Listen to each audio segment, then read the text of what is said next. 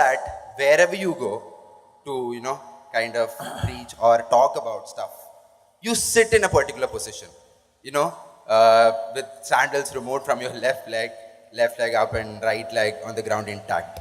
Is it your style, or is it the way that one person should sit? Do you still use the Indian toilet?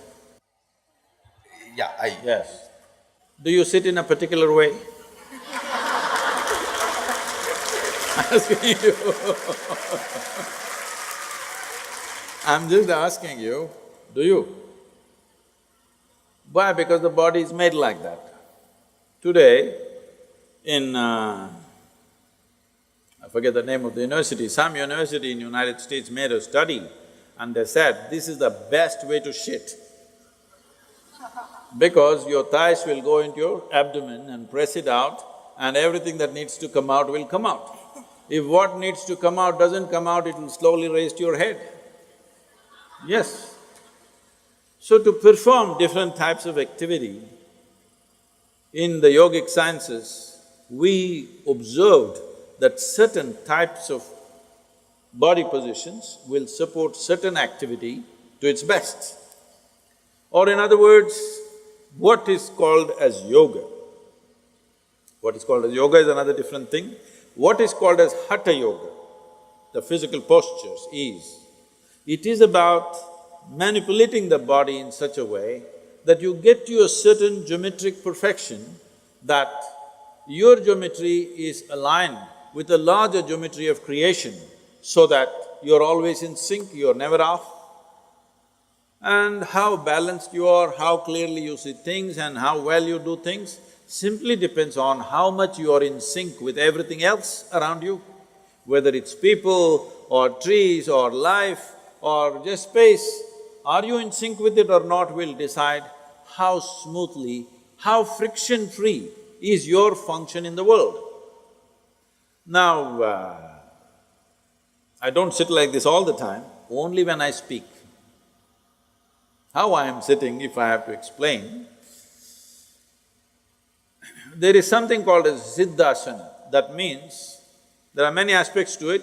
One simple aspect is the left heel. The left heel is… there is a point on the left heel that today the medical sciences are calling it as the Achilles. You heard of that? You heard of the man? Achilles? You heard of the man? You saw the movie. You didn't see the movie? Troy? You didn't see? An innocent boy. So, you put your Achilles to what is called as Muladhara or the perineum in your body. If these two things touch, many aspects are cleared out in you for that period of time.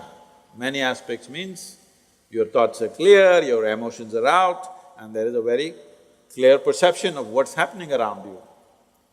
You heard that Achilles was killed because an arrow was shot to his heel. You don't believe if somebody hurts your heel, you will die, isn't it so? But Achilles died that way. And there's another person who died that way in India way before him. Yesterday was his birthday, Krishna Janmashtami. He also died this way. What this is trying to tell you is, they were killed in an expert way, not just slitting your throat or breaking your head, but just putting a point at the Achilles, so they had to die. So there is a certain system, energy system in the body. If that point of Achilles is in touch with your Muladhara, when you sit like this, there is a certain balance, that you don't take any sides. See, all of us have our own opinions, ideas, ideologies, stuff, our own experiences of life.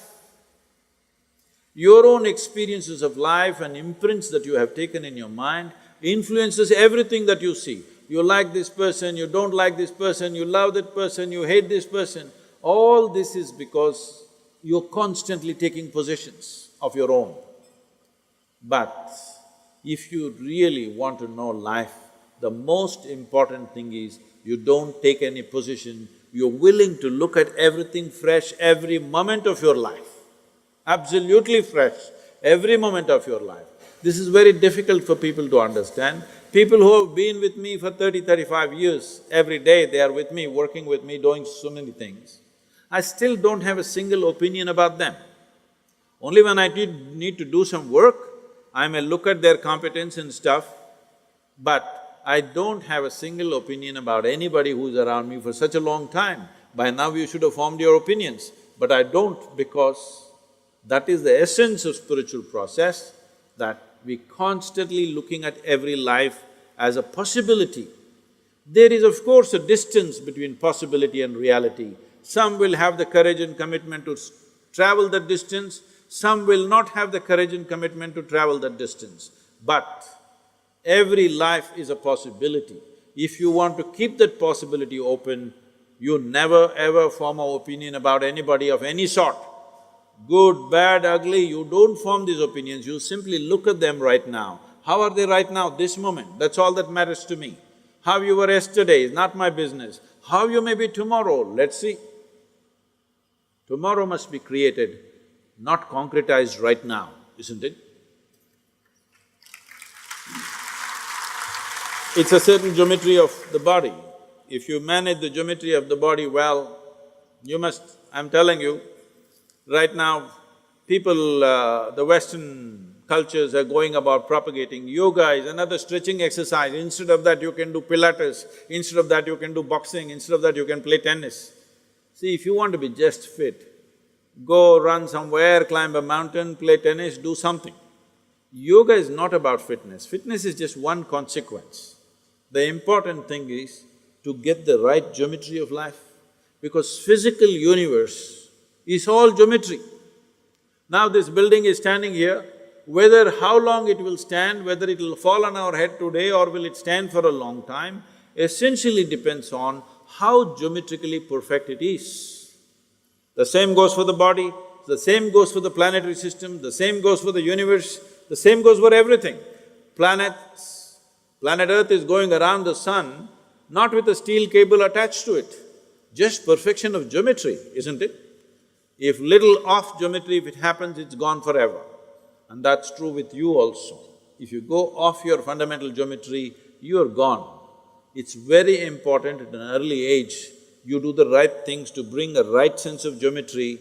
Now you become competent to go through life. Those people who are thinking only good things should happen to them, obviously they're unfit for life. Because if you do not know how to go through harsh situations well, joyfully, then you will avoid all possibilities, isn't it? You will avoid all great possibilities of life simply because you want to avoid a little bit of difficulty. Only when you're geometrically in a certain state of congruence, then you're willing to go through any situation, no matter what it is.